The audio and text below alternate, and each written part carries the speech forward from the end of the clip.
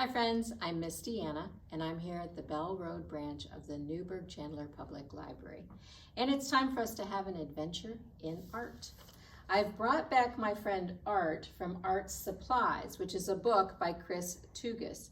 And I first found Art on Tumble Books, which is a new resource we have on the kids page of our library website, ncplibraries.org.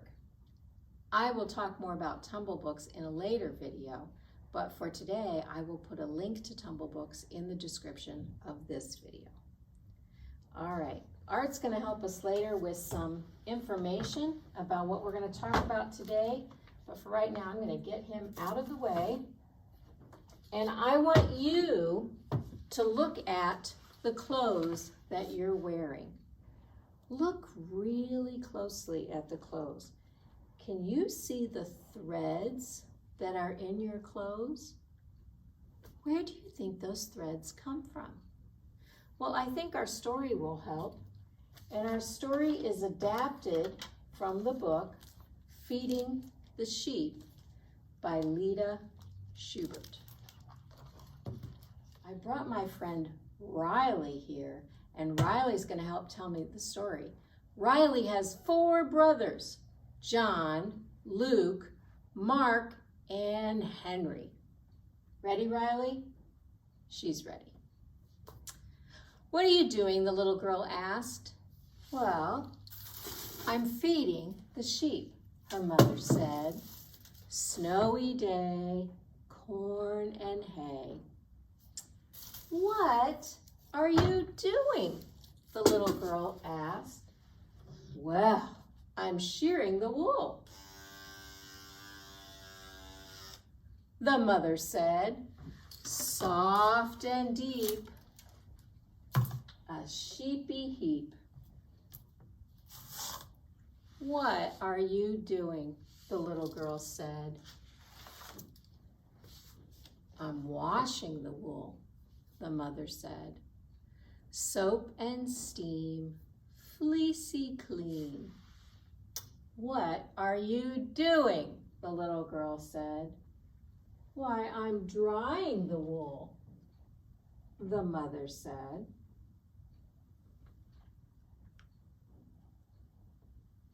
Windy day, a woolly ballet. What are you doing? The little girl asked. Spinning the yarn, her mother said.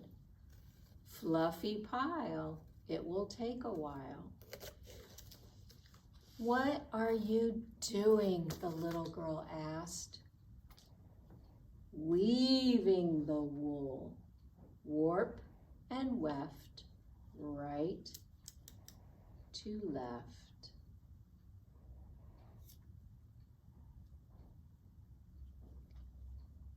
What are you doing? The little girl said. Why, I am keeping you warm with the blanket we've woven.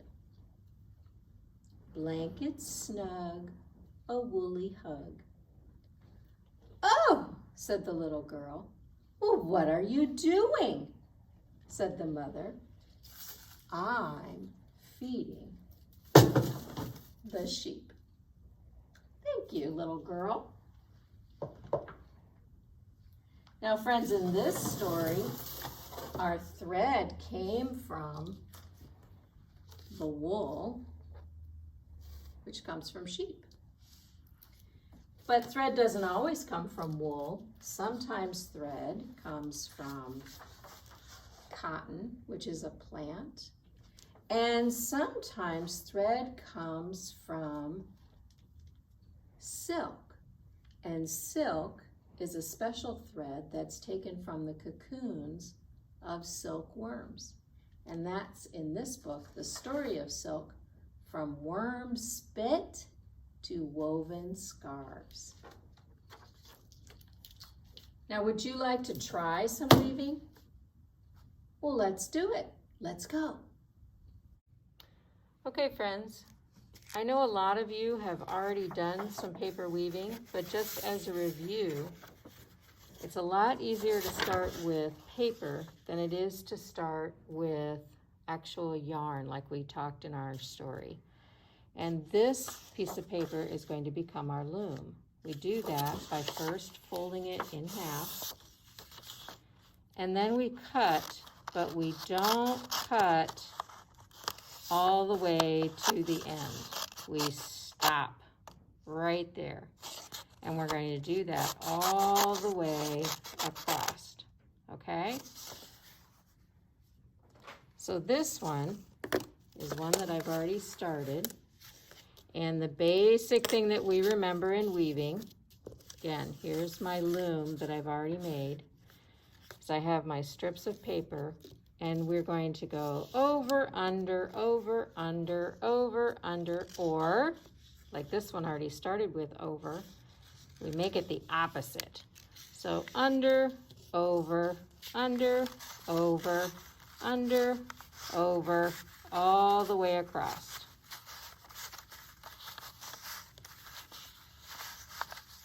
And that makes just a basic checkerboard pattern. Now, if you want to do something fun, instead of cutting your loom with straight lines like we did before, and again, I've said this before, I have trouble cutting, so I'm always looking for things that help me with my cutting skills, and this is definitely one. You can make wavy lines all the way up. Remember, stop. Don't cut all the way to the end. And if you do that, your weaving will turn out like this. And you'll get wavy lines when you weave in.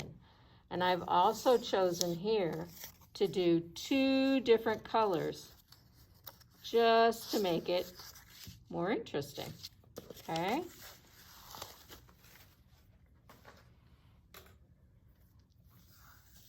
Lastly, I'm going to show you where you can just kind of play around a little bit. And playing around is where great art happens. So here's our loom. It's black. It's a little bit hard to see, so I picked a color that I thought would really stand out, orange. And I can do it like I would normally do it, where I start up at the top and I say under, over, under, over.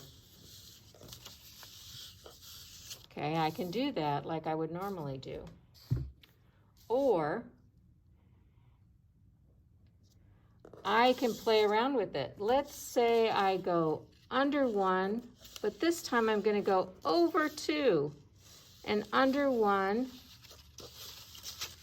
and over 2. And then my next one, well, I'm going to do something different. I want to go over 2 and under 1.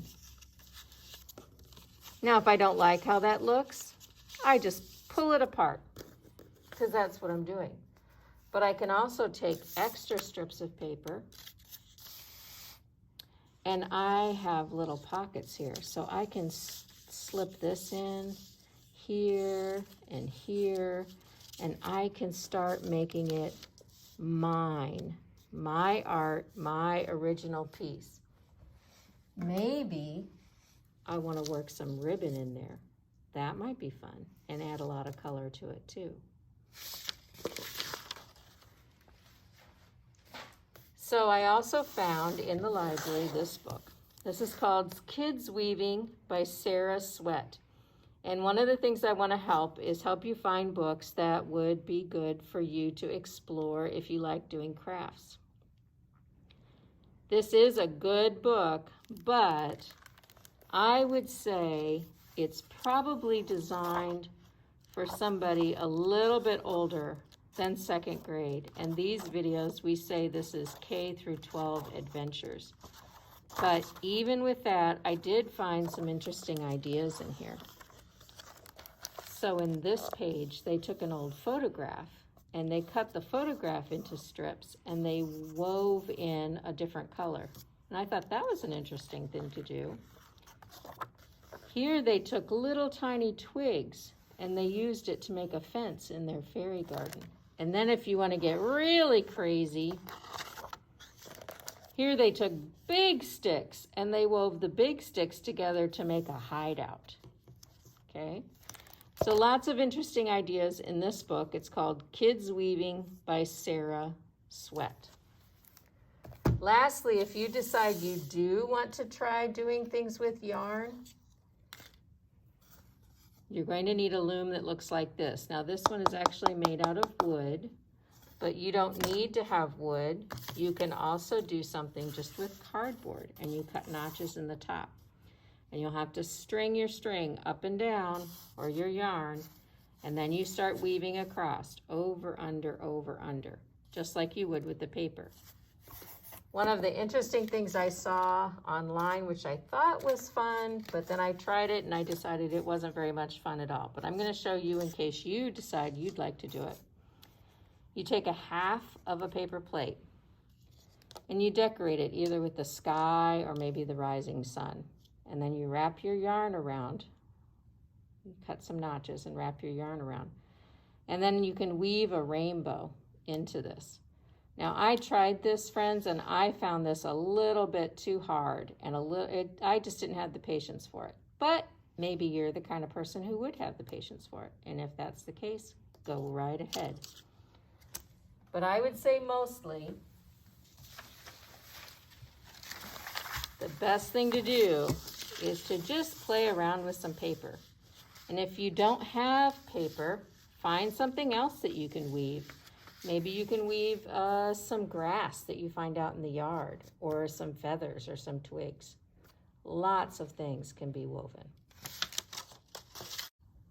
So Art here has a question. Art wants to know, why is weaving art? Well, a long time ago, if you lived in a castle, it wasn't as luxurious as you think. Castles were very, very cold. And so people would weave heavy-duty rugs to keep the floors warm. But they would also weave heavy-duty tapestries to keep the walls warm. And instead of just doing a plain tapestry, the tapestries would be woven with intricate colors, sometimes with thread that was like gold, and they would tell stories. So as you walked through the hallways of the castle, it was kind of like reading a book. Well, in the southeastern United States, this is over in Europe, which is out of the United States. In the southeastern United States, they make baskets out of all kinds of things, including they make baskets out of pine needles. And I think that's a very special kind of art. And you can learn about that in the book Beauty, Her Basket. They use pine needles and lots of dry grass. And then, of course, we have nature's weavers. And in nature, spiders weave, there are birds who weave. And I have a really lovely book, Sophie's Masterpiece. And Sophie is a spider, but she's not an ordinary spider. She weaves beautiful works with her web. Unfortunately, no one seems to appreciate it. When they see her, they just scream and swat her away. Finally, toward the end of the story, something wonderful happens to Sophie. So you'll have to check that out if you want. The other two books that I have, this one is called The Fabrics of Fairytale. And this book has very special illustrations because all of the illustrations are weaving. They also have each story has something special about cloth or weaving in the story itself. Now that's not one story, that's a book that has lots of stories in it. This one, called A Weave of Words, is the story of a young man who falls in love with a princess, but she won't marry him until he learns a trade. He learns how to weave. Later on, he's captured, and because he's such a good weaver, he weaves a secret message to the princess about where he's being held. Sounds exciting, doesn't it? Once you start looking, I think you're going to find weaving everywhere. I have weaving in this cloth, which comes from Poland. I have weaving in this basket. I have weaving on my stool. So why don't you look around this week and see what you can find around your house that's woven. And feel it and see how it feels. Is it soft? Is it rough? Do you think it's beautiful or ugly? And that is the art of weaving. So until I see you again, we wave goodbye like this. We wave goodbye like this. We clap our hands and stomp our feet. We wave goodbye like this. Bye for now.